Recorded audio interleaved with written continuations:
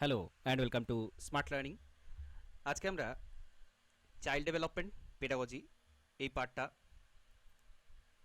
WBPSC school SI এর খুব গুরুত্বপূর্ণ এই অংশটা আজকে আলোচনা শুরু করব।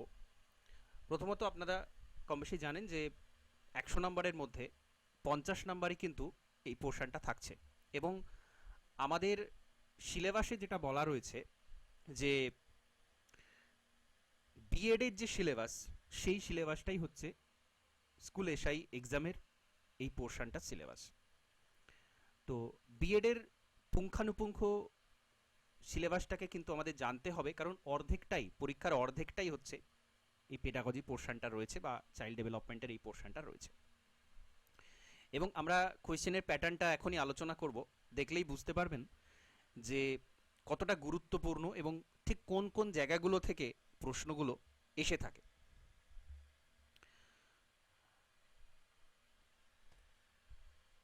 আশা করছি দেখতে পাচ্ছেন, আমি এখানে তাও বলে দিচ্ছি। প্রথমে যেটা রয়েছে এডুকেশন সাইকোলজির এই পোর্শনটা, এখানে দেখুন এই যে সাইকোলজি প্রথমে যেটা রয়েছে সাইকোলজি পোর্শন, এইখান থেকে 2008, 13, 14, 15 পর্যন্ত আছে। 18টাও আমি পরে আলোচনা করে দেবো ডাইরেক্ট কোয়েশ্চেন অ্যান্সার, আমি previous year complete question answer আলোচনা করব। তো সেটা সেখানেও আমরা দেখতে পাবো এই যে পোর্শনটা সাইকোলজি, সাইকোলজি পোর্শন থেকে কিন্তু 8-এ এসছে 16টা প্রশ্ন, 13তে এসছে 17টা প্রশ্ন, 14তে এসছে 29টা, 15তে এসছে 30টা প্রশ্ন। অর্থাৎ অর্ধেকেরও অনেকটা বেশি প্রশ্ন এই জায়গা থেকে আসছে শুধুমাত্র সাইকোলজি পোর্শন থেকে, সাইকোলজি থেকে। অর্থাৎ এই চাইল্ড সাইকোলজি পেডাগজি যে পোর্শনটা, এটা কিন্তু সব থেকে বেশি গুরুত্বপূর্ণ। মানে 30টা প্রশ্ন এসেছে, মানে বুঝতেই পারছেন 100টার মধ্যে, টোটাল 100টার মধ্যে 30টা শুধু সাইকোলজি থেকে এসেছে। এরপরে তো বিভিন্ন আরও পোর্শনগুলো রয়েছে, যেমন ধরুন এই ক্লাসরুম, ক্লাসরুম সিচুয়েশন কি করে হ্যান্ডেল করতে হয়, বিএডের যেটা একটা খুব গুরুত্বপূর্ণ অংশ, সেখান থেকেও কিন্তু 8-এ এসছে 2টো প্রশ্ন, 13তে আসেনি, 14তে 3টে এসছে, 15তে 4টে এসেছে। বিভিন্ন কমিশন কমিটি, এডুকেশন রিলেটেড যে কমিশন কমিটিগুলো খুব কমন সিলেবাসের একটা অঙ্গ, যেখান থেকে প্রচুর প্রশ্ন আসতে দেখা যায়। তো সেখানে প্রত্যেকবারই 2টো 2টো 3টে 2টো এরকম সংখ্যক প্রশ্ন এসেছে। অর্থাৎ এটাও কিন্তু প্রশ্ন এখান থেকে থাকবেই। প্রথম থেকে একেবারে সেই স্বাধীনতার আগে থেকে শুরু করে বর্তমান সময় কস্তুরী রঙ্গন কমিটি কিছুদিন আগে যেটা হলো, সেটা পর্যন্ত সমস্ত কমিটি কমিশনগুলো খুব ভালো করে তৈরি করে নিতে হবে, সেখান থেকে কিন্তু প্রশ্ন থাকবেই। আবার সংক্ষিপ্ত নাম, অ্যাব্রিভিয়েশন থেকে বিভিন্ন এডুকেশন রিলেটেড যেগুলো হয়, সেখান থেকে 8-এ এসছে 9খানা প্রশ্ন, 13তে এসছে 9টা, 14তে এসছে 2টো, 15তে এসছে 3টে। সাল থেকে বিভিন্ন সাল, বিভিন্ন গুরুত্বপূর্ণ সাল, কোন সময়ে কি হয়েছিল, সেটা কমিশন কমিটি হোক বা কোনো ইউনেস্কো থেকে ইউনিসেফ থেকে বিভিন্ন রকম প্রোগ্রাম আয়োজন করা, সেটা আমরা আজকেও দেখব শুরুতে। তো সেইখান থেকে প্রশ্ন এসেছে একটা করে। অর্থাৎ এগুলো আমাদের গুরুত্ব দিতে হবে পড়ার সময়তে। আবার বিভিন্ন দার্শনিক উক্তি, 2008-এ এসছে 15টা প্রশ্ন, হিউজ সংখ্যক একটা প্রশ্ন এখান থেকে শুধুমাত্র দার্শনিকদের উক্তি থেকে প্রশ্ন এসেছে। অর্থাৎ এটার উপর কিন্তু ব্যাপক গুরুত্ব রয়েছে, ব্যাপক গুরুত্ব রয়েছে। বিভিন্ন জন বিভিন্ন কি কি বলেছেন, ঠিক আছে। প্রথম থেকে একটা সিস্টেমেটিক ওয়েতে কিন্তু পড়তে হবে।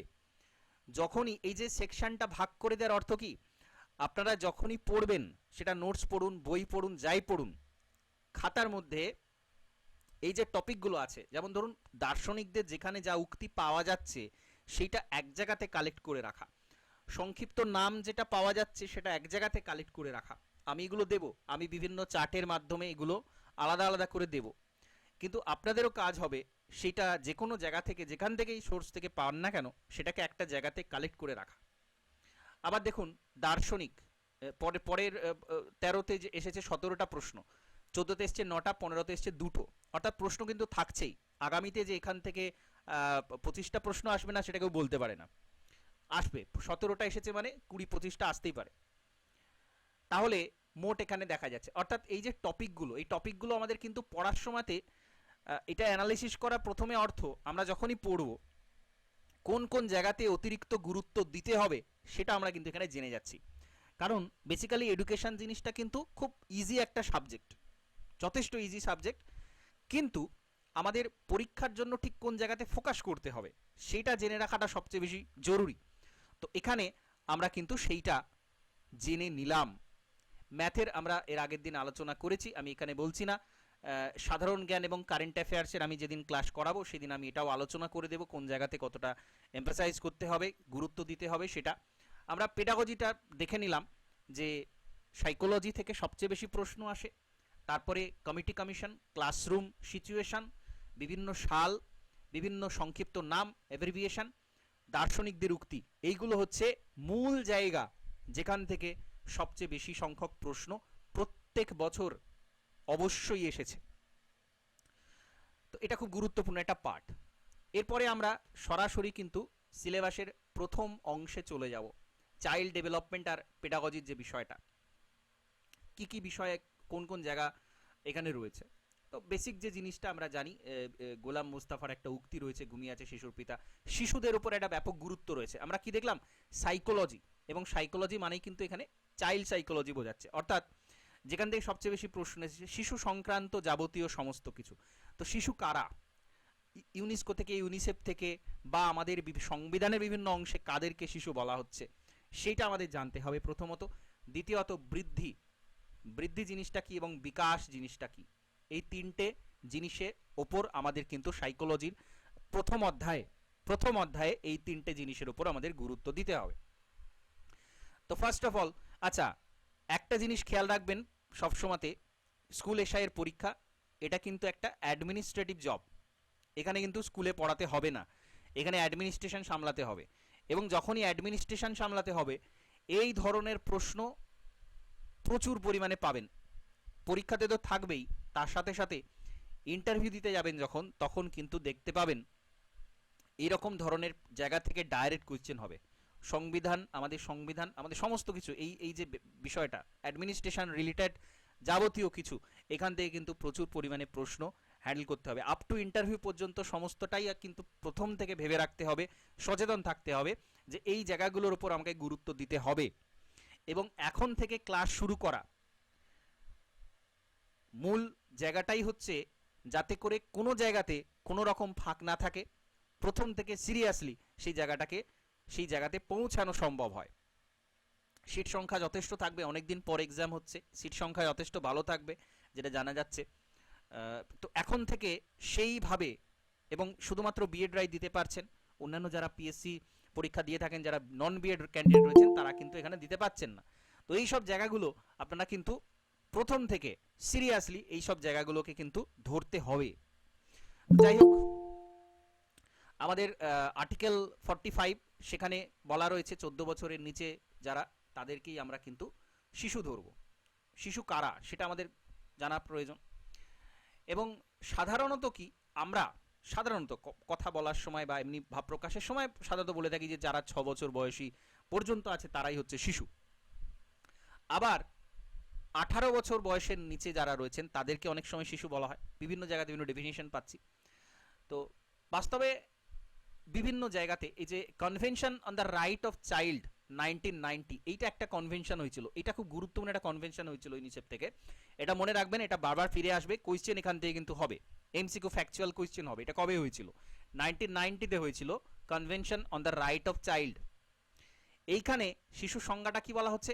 A child means every human beings below the age of 18 years unless under the law acceptable to the child majority is attained। তাহলে এখানেও কিন্তু সেই 18 বছরটাকেই নির্দেশ করা হচ্ছে। এটা কিন্তু একটা আন্তর্জাতিক সম্মেলন হয়েছিল, সেখানে এই ডেফিনেশনটা দেওয়া হয়েছে। তাহলে এটা কিন্তু একটা মোস্ট ইম্পর্টেন্ট বিষয়। আরও আমরা দেখব ভারতীয় সংবিধান, এটা আন্তর্জাতিক ক্ষেত্রে দেওয়া হয়েছে। ভারতীয় সংবিধানে কোথায় কি বলা আছে, আবারও বলছি এই জায়গাগুলো থেকে কিন্তু ডাইরেক্ট কোয়েশ্চেন হবে।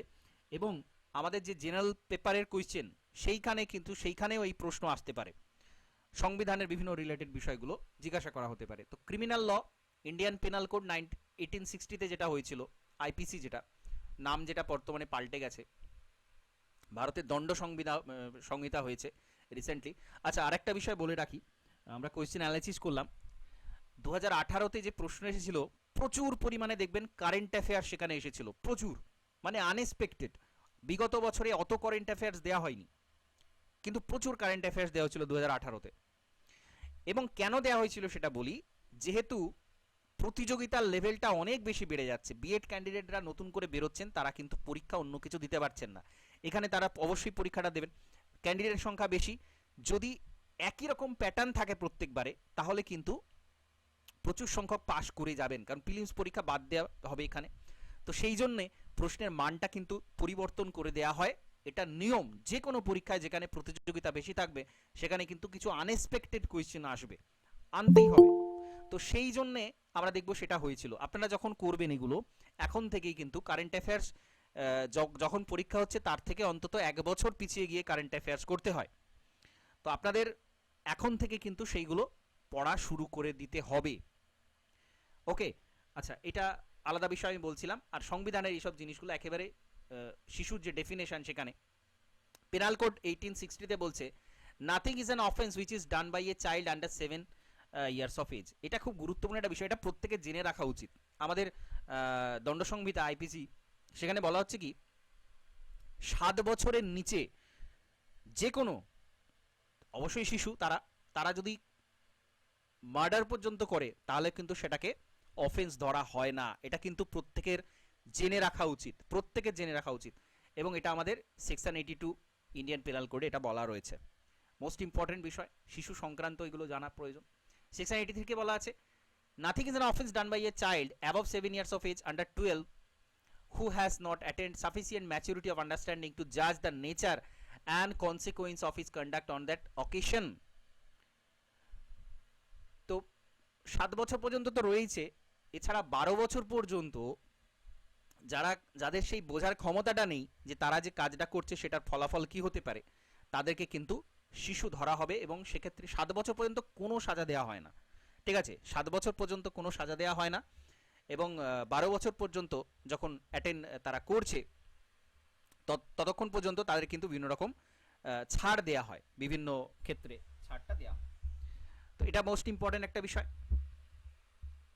আচ্ছা, ফ্যামিলি ল, ফ্যামিলি লতে আমাদের জুভেনাইল জাস্টিস অ্যাক্ট 1986, এখানে বলা হচ্ছে 21 বছর বয়সের নিচে ছেলেদের, 16 বছরের নিচে মেয়েদেরকে শিশু বলা হচ্ছে। এটাও মোস্ট ইম্পর্টেন্ট। এখানে যতগুলো আছে আমি রেখেছি, আমি নোটসটা প্রোভাইড করে দেবো, এগুলো কিন্তু খুব ভালো করে তৈরি করে নেবেন, এখান থেকে একটা প্রশ্ন কিন্তু এক্সপেক্টেড। আচ্ছা, চাইল্ড ম্যারেজ রিস্ট্রেন্ট অ্যাক্ট 1929, সেখানে 21 বছর 18 বছর এটা বলা হচ্ছে, মেয়েদের ক্ষেত্রে 18 বছর, এখানে 16 বছর বলা হয়েছিল, এখানে 18 হচ্ছে, আর 21টা এখানে ফিক্সড রয়েছে পুরুষদের ক্ষেত্রে। চাইল্ড লেবার অ্যাক্ট 1986, সেখানে বলছে 14 বছরে কম যারা, তারা শিশু। আমাদের আর্টিকেল 45, সেখানে বলা হচ্ছে education free and compulsory education, যেটা রাইট টু এডুকেশন, এটা যদি রাইট টু এডুকেশন নয়, এটা ডিপিএসপিতে রয়েছে আর্টিকেল 45, এখানে বলছে 14 বছর, 14 বছর পর্যন্ত শিশু ধরা হবে। তাহলে একদম সরাসরি এখানে এই জায়গাতে এই আইনটাতে কি বলা, যেটা তুলে দেওয়া হবে। কারণ আবারও বলছি, এটা কিন্তু ক্লাসে পড়ানোর জন্য নয়, আপনাকে একটা অ্যাডমিনিস্ট্রেশন সামলাতে হবে। এই জিনিসগুলো কিন্তু জানাটা সবার আগে দরকার, সুতরাং এগুলোর ওপরে আলাদা করে গুরুত্ব দিতে হবে। আচ্ছা, নেক্সট, এবারে আমরা শিশু সংক্রান্ত ডেফিনেশনগুলো জানলাম। এবারে গ্রোথ আর ডেভেলপমেন্টের বিষয়টা আপনাদের কম বেশি জানা, আমি শুধু কিছু বিষয় এখানে হাইলাইট করে দেবো যেখান থেকে প্রশ্ন হতে পারে। তো বৃদ্ধি, বিকাশ এবং পরিণমন, এই 3টে বিষয় আমাদেরকে জানতে হবে। আমাদের পরিবর্তনের সাথে সাথে জীবন শুরু হচ্ছে, তারপরে বিভিন্নভাবে সেটা পরিবর্তিত হচ্ছে, তার সাথে জড়িত বিষয় বৃদ্ধি, গ্রোথ, ডেভেলপমেন্ট এবং ম্যাচুরেশন, 3টে বিষয়। বিকাশ এবং বৃদ্ধিকে বিভিন্ন রকম গবেষণা বিনোজন করা হয়েছে, একেবারে মাতৃগর্ভে যখন থেকে শুরু হচ্ছে স্পন্দন, সেই সময়টা থেকে পরপর পরপর এটা বলা হচ্ছে, পরিণমন দিয়ে সেটা শেষ হচ্ছে। পরপর এটা আমরা জানবো। প্রথম হচ্ছে বৃদ্ধি, গ্রোথ। ক্রো অ্যান্ড ক্রো, মনোবিদ ক্রো অ্যান্ড ক্রো। আচ্ছা, আমরা প্রথমে কি দেখলাম, বিভিন্ন জনের উক্তি থেকে, দার্শনিক উক্তি থেকে তারা কি বলেছেন, সেখান থেকে 2008-এ এসেছে 16টা প্রশ্ন, নেক্সট ইয়ারে 13-তে এসেছে 17টা প্রশ্ন, শুধুমাত্র উক্তি থেকে, তাহলে এইগুলোকে কিন্তু আমাদেরকে আলাদা করে গুরুত্ব দিতে হবে। ক্রু অ্যান্ড ক্রো কি বলছে? Growth refer to the structural and physiological changes result from environmental situation. অর্থাৎ এখানে দৈহিক গঠনগত যে পরিবর্তন সেটাকে নির্দেশ করা হচ্ছে। আর্নল্ড জোন্স বলছেন দেহের উচ্চতা, ওজন বেড়ে যাওয়া, সেটাই হচ্ছে বৃদ্ধি। এগুলো কমন জিনিস, আপনাদের প্রত্যেকের কম বেশি জানা, যে বাইরে বাহ্যিক যে পরিবর্তন, আকার আয়তনের যে পরিবর্তন, সেটাকে বৃদ্ধি বলে। এবার যেহেতু আমরা ফ্যাকচুয়াল ইনফরমেশন দিয়ে প্রশ্ন আসে বিভিন্ন জনের, এগুলো একটু জানতে হবে। তো প্রাক জন্ম, জন্মের আগে থেকেই তার বৃদ্ধি শুরু হয়ে যাচ্ছে, ভ্রূণ অবস্থাতে শুরু হয়ে যাচ্ছে বৃদ্ধি এবং ধীরে ধীরে সেটা বাড়ছে। প্রাক জন্ম বৃদ্ধি বলা হয়, জন্মের আগের যে বৃদ্ধি সেটা। বংশগতি পরিবেশে মিথস্ক্রিয়ার ফলে যে বৃদ্ধি হয় সেটা একটা।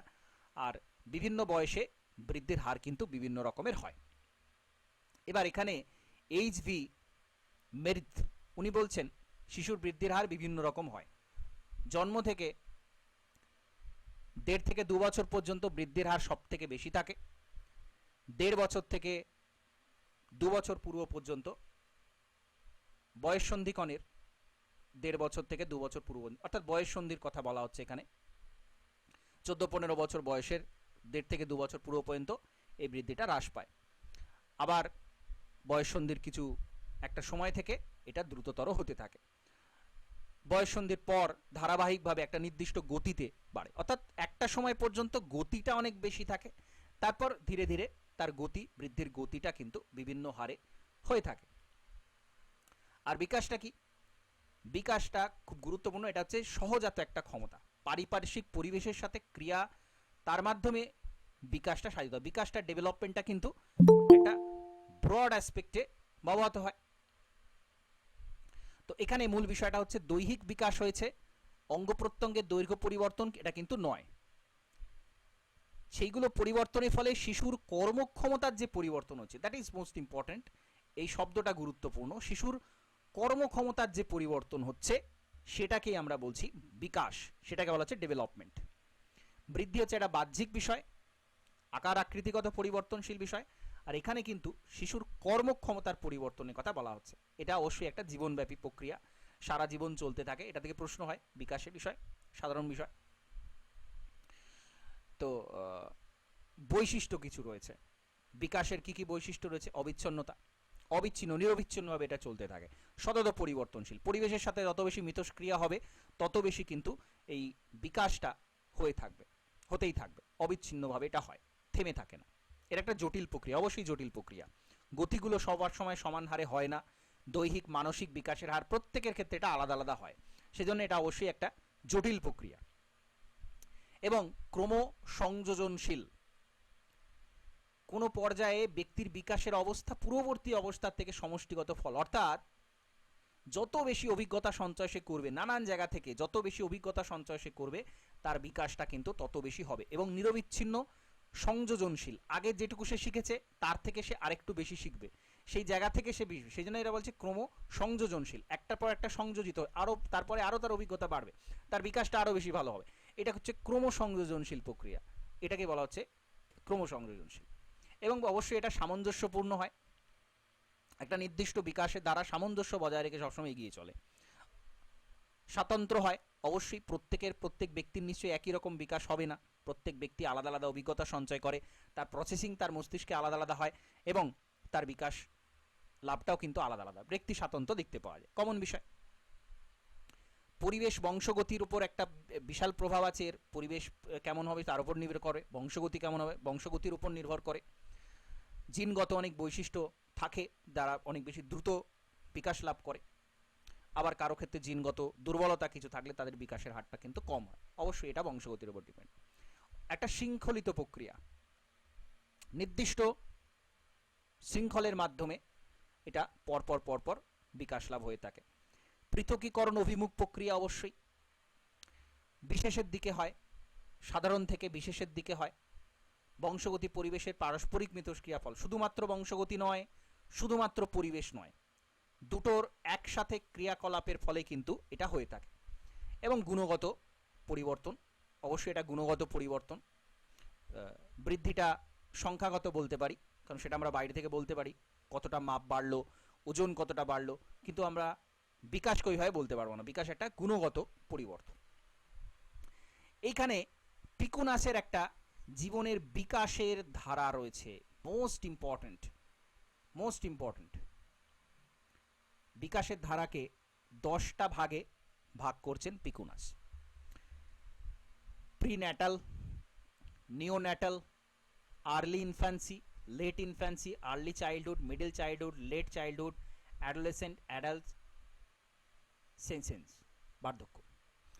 পিকুনাসের এই পর্যায়, ঠিক আছে, প্রত্যেক যতজন মনোবিদ আছেন প্রত্যেকের কিন্তু এইগুলো খুব ভালো করে চার্টের মাধ্যমে আমাদের প্রিপেয়ার করতে হবে। প্রাকজন্ম স্তর, ভূমিষ্ঠ হওয়ার আগে পর্যন্ত, যেটা আমরা দেখলাম যে এই সময় বৃদ্ধির হারটা খুব বেশি থাকে। সদ্যজাত স্তর 4 সপ্তাহ সময়, জন্মের পর থেকে 1 মাস পর্যন্ত, নিওন্যাটাল। আর্লি ইনফ্যান্সি 1 মাস থেকে 1.5 বছর। লেট ইনফ্যান্সি 1.5 বছর থেকে 2.5 বছর। আর্লি চাইল্ডহুড 2.5 বছর থেকে 5 বছর। মিডল চাইল্ডহুড 5 বছর থেকে 9 বছর। লেট চাইল্ডহুড 9 থেকে 12। অ্যাডোলেসেন্স 12 থেকে 21। অ্যাডাল্ট 21 থেকে 70 এবং বার্ধক্য হচ্ছে 70 বছরের পরে। ঠিক আছে, এটা পুরো চার্টের মাধ্যমে, আমি যে পোর্শনটা দিয়েছি এটা চার্টের মাধ্যমে কিন্তু তৈরি করে নেবেন। পিকুনাস কি বলছেন তার নির্দিষ্ট যে বিকাশের স্তর সেইটা খুব ভালো করে তৈরি করতে হবে। নেক্সট, আর্নেস্ট জোন্স, উনি কিন্তু আবার 4টে ভাগে ভাগ করেছেন। ইনফ্যান্সি শৈশব, বাল্য চাইল্ডহুড, অ্যাডোলেসেন্স যৌবনাগম, প্রাপ্তবয়স্ক ম্যাচিউরিটি, এই 4টে ডিভিশন রয়েছে আর্নেস্ট জোন্সের। ঠিক আছে, একদম ধরে ধরে যতজন মনোবিদ আছেন প্রত্যেকে এটা যেন কোনো কোথাও বাদ না যায়।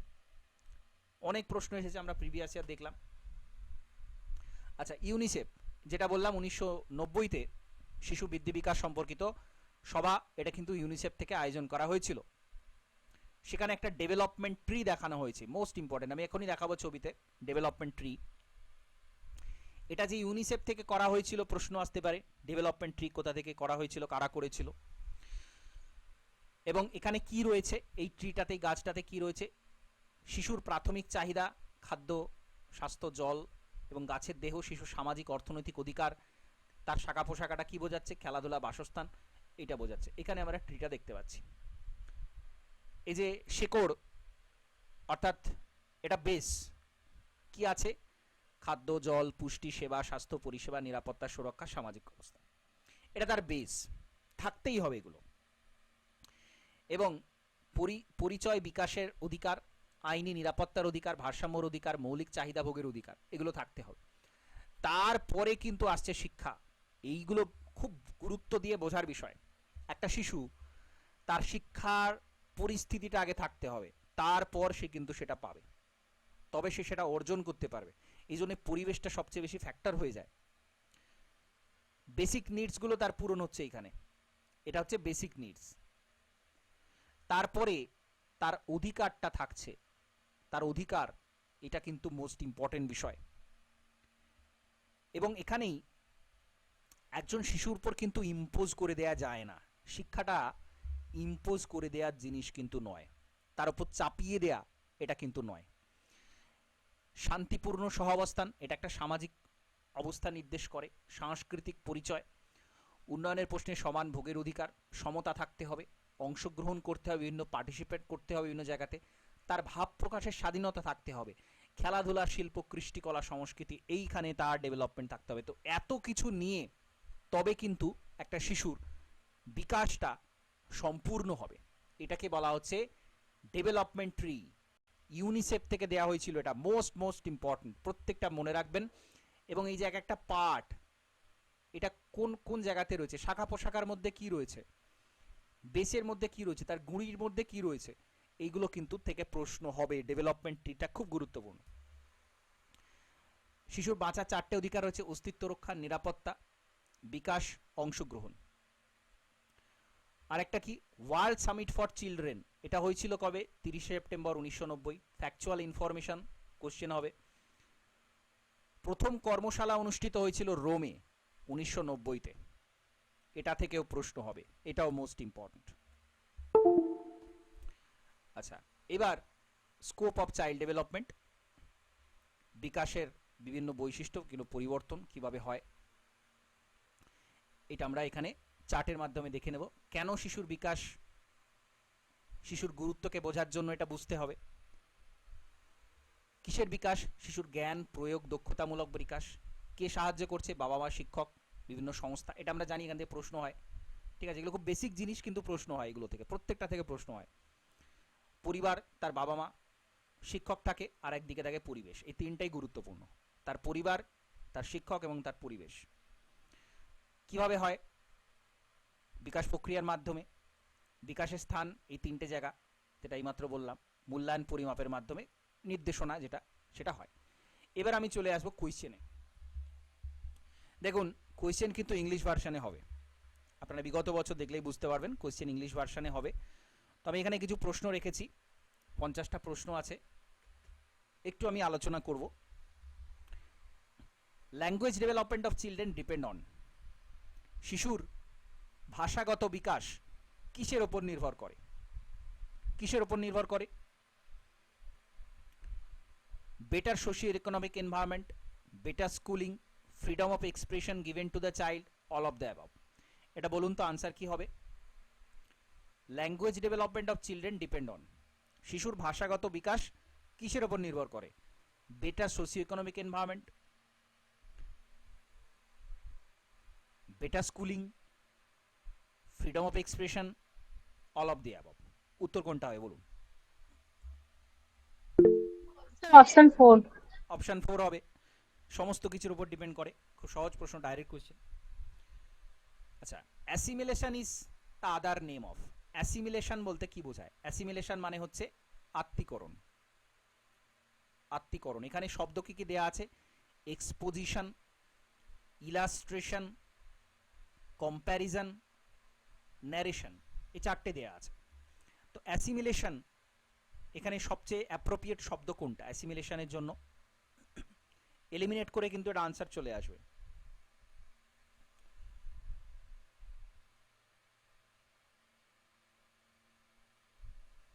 দেখুন, ন্যারেশন তো হবে না, কম্প্যারিজনও হবে না, আত্মীকরণ কম্প্যারিজন কখনোই নয়, ইলাস্ট্রেশন মানে চিত্রণ করা সেটাও নয়, তাহলে পড়ে থাকছে এক্সপোজিশন, মানে প্রধানীকরণ করা। প্রধানীকরণ করা, ঠিক আছে, মানে না জানলে কিন্তু বাকিগুলো এলিমিনেট করে আনসার এখানে পাওয়া যাবে। Correct form of education in recent situation, বর্তমানে শিক্ষার যে অবস্থা সেটাকে আমরা কি বলতে পারি? কো education, technical education, moral and ideal education, all of the above.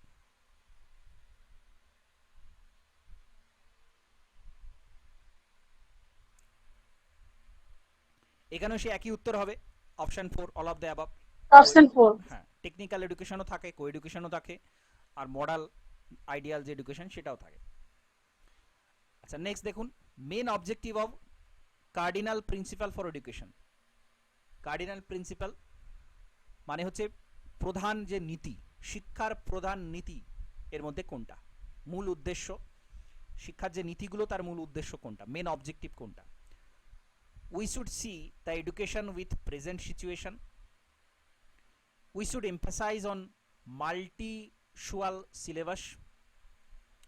We should teach that education which is useful in war also. We should teach that education which solve the domestic problem. তাহলে এডুকেশনের মূল উদ্দেশ্য কোনটা? বর্তমান সময়ের সাপেক্ষে হবে এটা, প্রথম অপশন বলছে। দ্বিতীয় অপশন বলছে বিভিন্ন টাইপের যে সিলেবাস তার উপর গুরুত্ব দিতে হবে, যুদ্ধে কাজে লাগবে এরকম শিক্ষা দিতে হবে, অপশন 3 বলছে। অপশন 4 বলছে ডোমেস্টিক প্রবলেম কিভাবে সলভ হবে সেইটা হচ্ছে শিক্ষার মূল উদ্দেশ্য। তাহলে মোস্ট অ্যাপ্রোপ্রিয়েট কোনটা বলুন? এলিমিনেট করে করা যায় এটা। যুদ্ধ টুদ্ধ তো হবেই না, বোকাস অপশন দেয়া আছে একদম, বাদ। একটা সিলেবাসের ওপর গুরুত্ব দেব, এটা কখনো শিক্ষার একটা ব্যাপক উদ্দেশ্য হতেই পারে না, অপশন 2ও বাদ। 3 কি বলছে? Domestic problem solve. শুধু ডোমেস্টিক প্রবলেম যদি আমরা সলভ করতে থাকি তাহলে সেটা তো আমরা বাড়িতেই শিখতে পারি, সেটার জন্য আলাদা করে শিক্ষার প্রয়োজন হয় না, এটাও বাদ। বর্তমান সিচুয়েশনের সাপেক্ষে শিক্ষাটা দিতে হবে, এটা হচ্ছে সবচেয়ে গুরুত্বপূর্ণ, তাই না? সহজে আমরা বের করতে পারি, এটা অপশন 1 হচ্ছে সঠিক উত্তর।